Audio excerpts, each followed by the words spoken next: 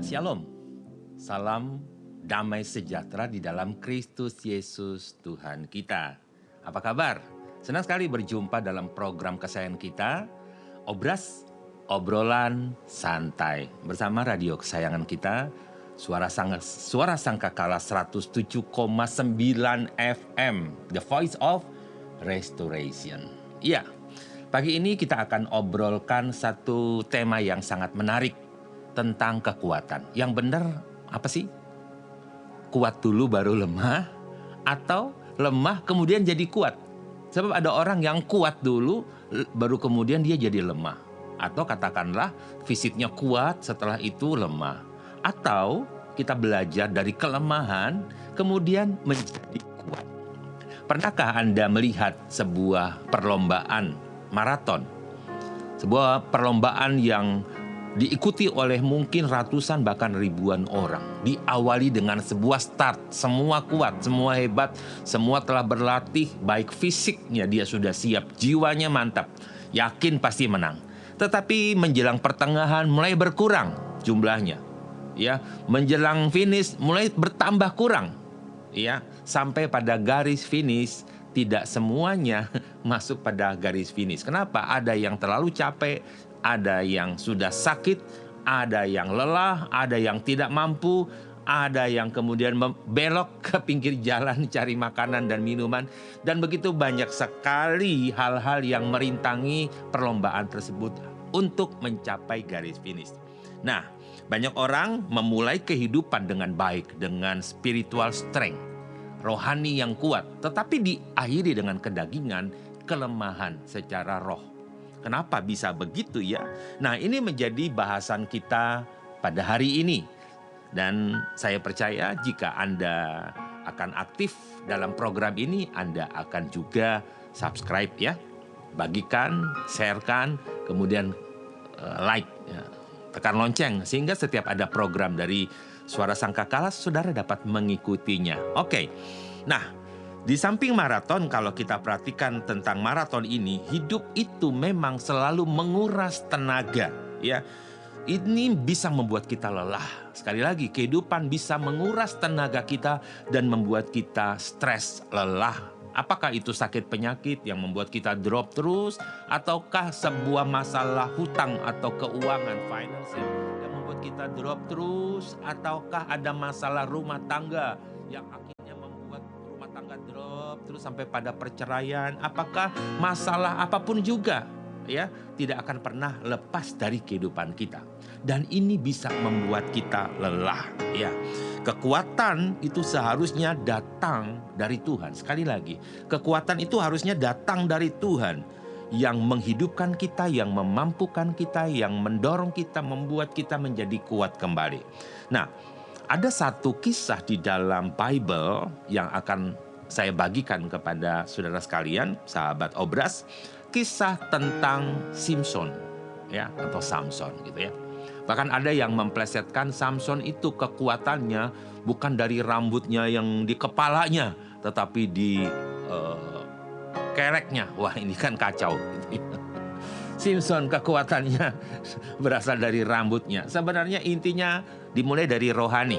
Ya, bagaimana Simpson dipilih Tuhan dan dari ketaatan rohani dari orang tuanya Manoah. Ya, yang menjadikan Tuhan memilih untuk anak ini menjadi nasir Tuhan, menjadi hamba Tuhan, menjadi alatnya Tuhan pada masa itu di tengah-tengah orang-orang Filistin yang menjajah mereka. Nah, Samson itu dia dipilih Tuhan, dia punya kekuatan yang luar biasa.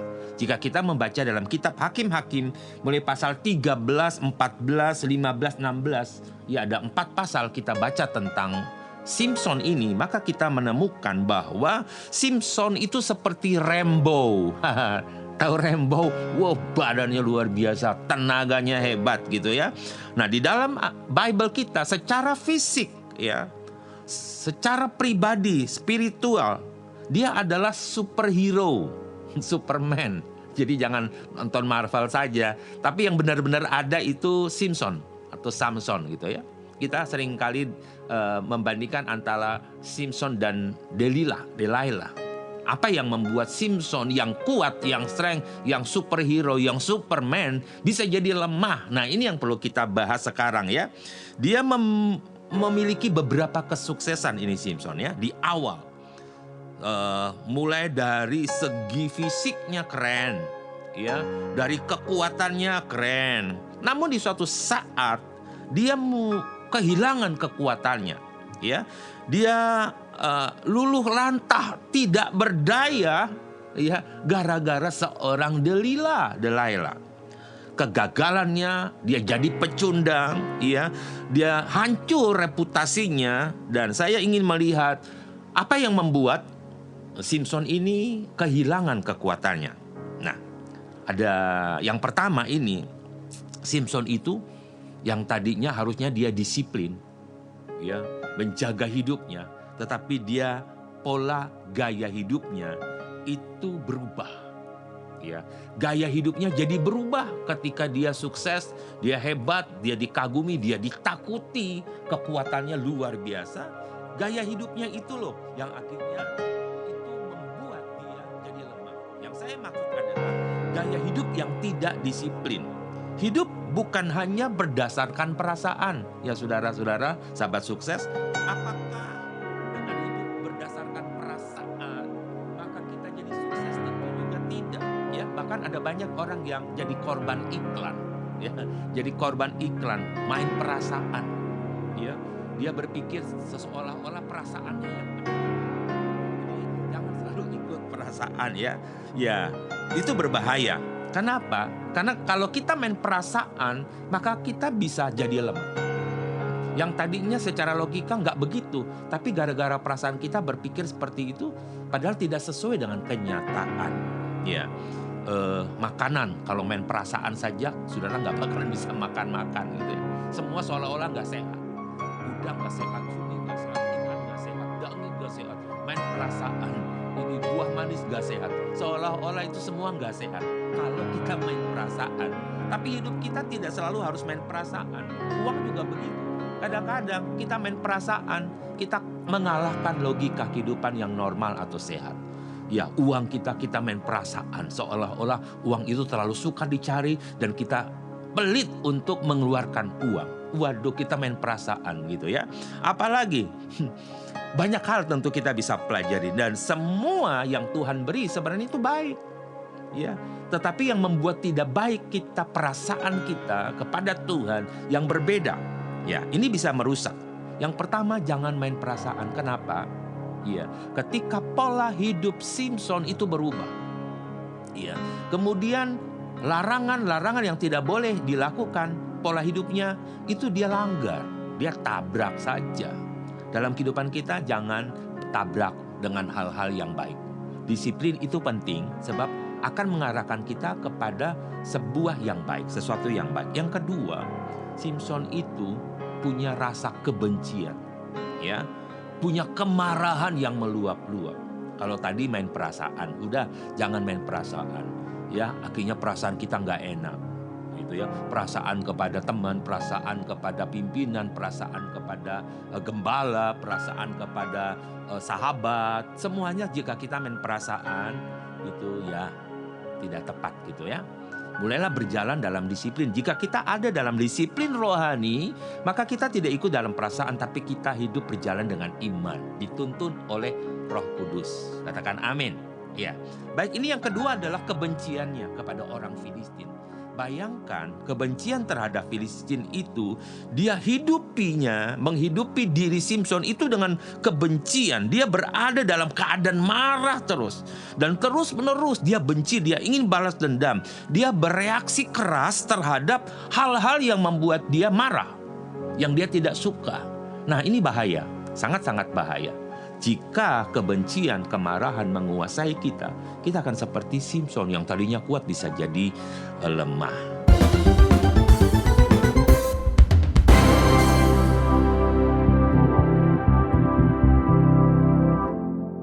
Ya, kemarahan bisa menurunkan kekuatan kita. Ya, Simpson menjalani kehidupan yang penuh dengan kemarahan. Dia berada dalam keadaan yang terus-menerus marah-marah. Dia bereaksi keras terhadap orang yang seolah-olah dia tidak suka, menyakiti dia, yang tidak setuju dengan pola pikirannya. Dalam hidup Simpson, dia akan berkata, saya akan balas dendam. Waduh, ya. Dalam satu kisahnya, Simpson ini dia bunuh 30 orang hanya untuk balas dendam taruhan. Jadi mereka bikin teka-teki, bikin taruhan, kemudian Simpson ingin balas dendam. Dia bikin balas dendam dengan cara membunuh gitu. Jadi waktu dia menang, dia bunuh 30 orang itu. Dia adalah orang yang seolah-olah kita lihat, wah kok hidupnya penuh kemarahan. Walaupun kita bangga ya, baca Simpson, hebat, menang kalahkan Filistin. Tapi hidupnya itu penuh dengan kemarahan. Dia jadi pemarah. Seolah-olah hidupnya itu pahit, getir. Ya, dia penuh dengan kebencian. Dan seluruh motif hidupnya adalah saya akan balas dendam. Nah, di dalam Hakim-Hakim 15 ayat 3, Simpson berkata kepada mereka, kali ini aku mempunyai hak untuk membalas dendam. Garis bawahi, dia berkata, aku ingin balas dendam terhadap orang Filistin. Dan aku akan benar-benar mencelakakan mereka. Wah, ini kalau di pikiran kita ada pikiran begini, ini bohwat. Jangan buang jauh-jauh. Sebab justru dengan kemarahan model begini, kekuatan kita akan hilang. Ayat 7 berkata, karena kamu telah bertindak seperti ini, aku tidak akan berhenti sampai aku membalas dendam. Ingat, berulang-ulang dia ucapkan itu. Ayat 11, aku hanya melakukan apa yang mereka lakukan padaku. Alasannya adalah mereka menyakiti saya terlebih dahulu. Jika Anda disakiti orang, jangan balas dendam. Jika Anda merasa marah, jangan akhirnya meluapkan kemarahan untuk berkata, tunggu ya, awas saya balas dendam itu. Saya tidak akan pernah berhenti sebelum saya balas dendam.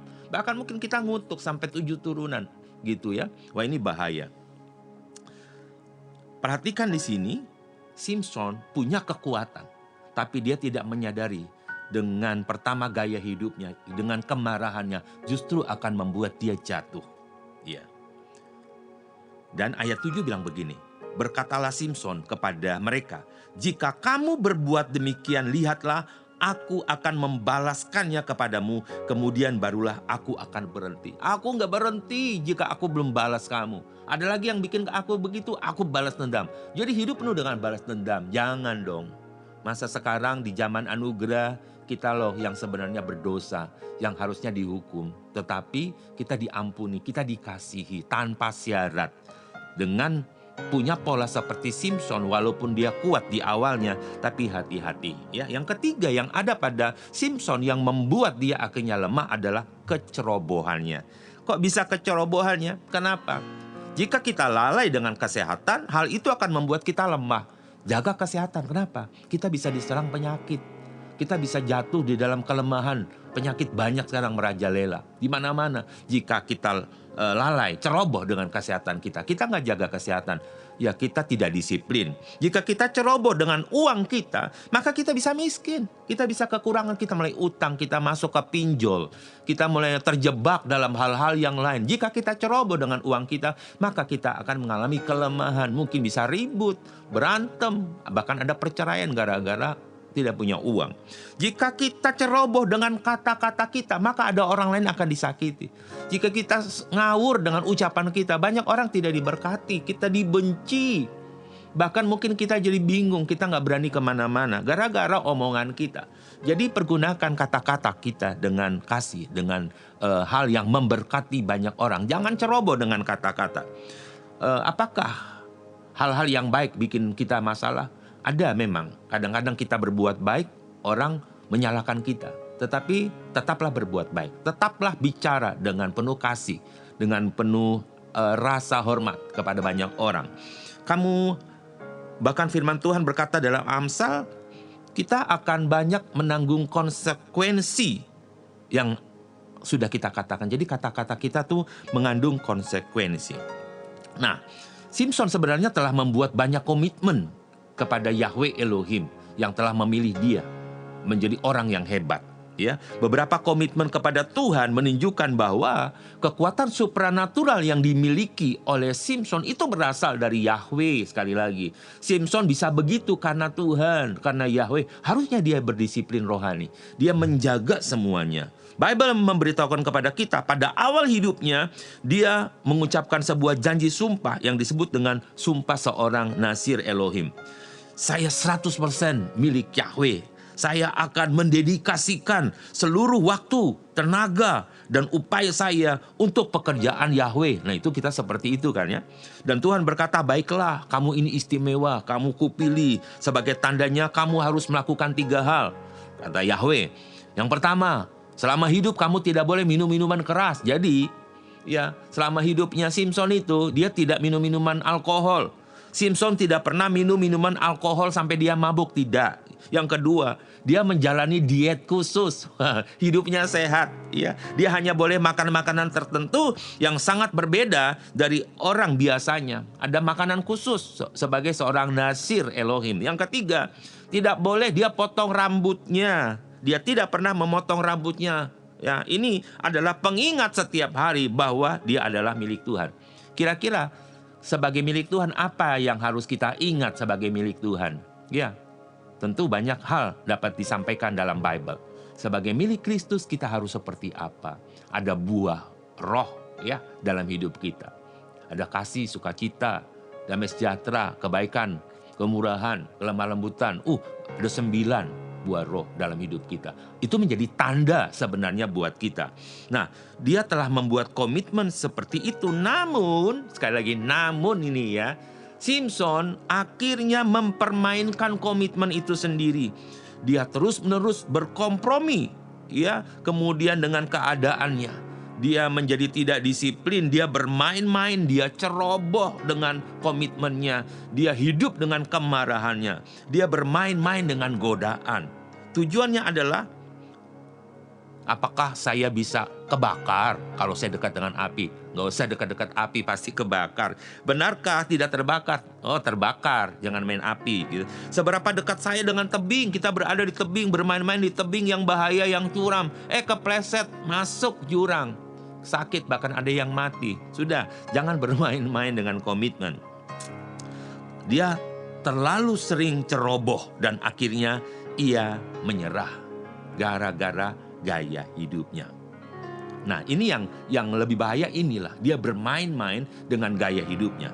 Di dalam pasal 16 ayat 15 dituliskan begini. Lalu perempuan itu berkata kepadanya, betapa bisakah kamu mengatakan aku mencintaimu, padahal kamu tidak mau curhat padaku, nggak mau ngomong padaku gitu. Bahwa kekuatanmu dari mana? Suatu saat Delila tanya, kamu kok dapat kekuatan dari mana? Cerita dong, kasih tahu dong rahasiamu. Ya, itu sampai 3 kali. Sampai 3 kali. Jika engkau cinta aku, kasih tahu dong. Kamu kok bohong, berarti kamu tidak cinta aku. Buktinya setiap kali orang mencoba menangkap kamu, kamu tetap hebat. Kamu dapat putuskan rantai. Sampai 3 kali. Bahkan rayuan Delila sampai benar-benar membuat Simson luluh lantah gara-gara rayuan. Nah, ini ceroboh gitu ya. Dan akhirnya ini Simson kasih tahu kelemahannya. Waduh, aku ini berbeda dengan orang-orang. Ya, saya ini berbeda. Ayat 17 bilang begini. Maka Simson menceritakan kepadanya segala isi hatinya dan berkata kepadanya. Dia cerita mulai dari dia lahir segala isi hatinya. Dia bilang, aku cinta kamu, I love you, wah I need. Wah, dia bilang, enggak, gue benar-benar cinta lu deh. Gak mungkin sampai mati pun aku cinta. Buktinya apa? Akhirnya dia cerita rahasianya. Ini kan ceroboh. Rahasia kekuatan yang dari Elohim diceritakan kepada orang yang bukan percaya Elohim. Ya, dan berkata kepadanya, pisau cukur tidak pernah mengenai kepalaku karena aku ini seorang Nasir Elohim sejak dari kandungan ibuku. Jika kepalaku dicukur, wah, potong rambut maksudnya, pangkas nih ya, maka kekuatanku akan lenyap dariku dan aku akan menjadi lemah dan menjadi sama seperti orang lain. Caranya gimana? Biar aku lemah sama seperti orang biasa, bukan lagi Superman, bukan lagi superhero. Caranya adalah cukur pangkas rambutku, sebab kekuatanku berasal dari situ. Nah, ini dia, tidak menjaga kekuatan spiritual. Jika kita makan makanan sehat, fisik kita akan sehat. Tapi jika kita makan makanan rohani, maka rohani kita sehat. Spiritual strength itu berasal dari makanan rohani, yaitu firman Tuhan. Seharusnya ada hal-hal yang membuat kita bisa berjalan dengan kekuatan sampai garis finish. Yang pertama, Roh Kudus. Roh Kudus itu sumbernya. Dia akan menolong kita berjalan bersama-sama Tuhan dan mampu sampai garis finish.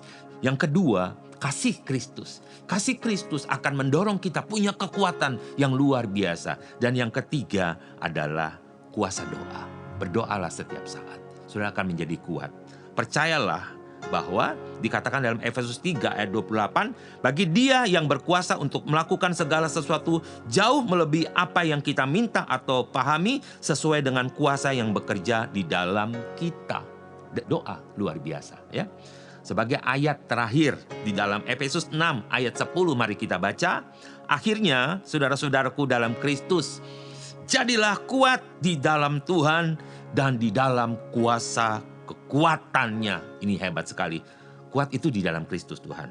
Ayat 11. Pakailah seluruh perlengkapan senjata Elohim agar kamu mampu berdiri teguh melawan tipu muslihat iblis. Kita tetap kuat. Sudah ada caranya, sudah ada perangkatnya. Pakai selengkap senjata Elohim. Dan kita harus ada di dalam Kristus. Ya, jadilah pandai, jadilah pintar. Through Christ's strength.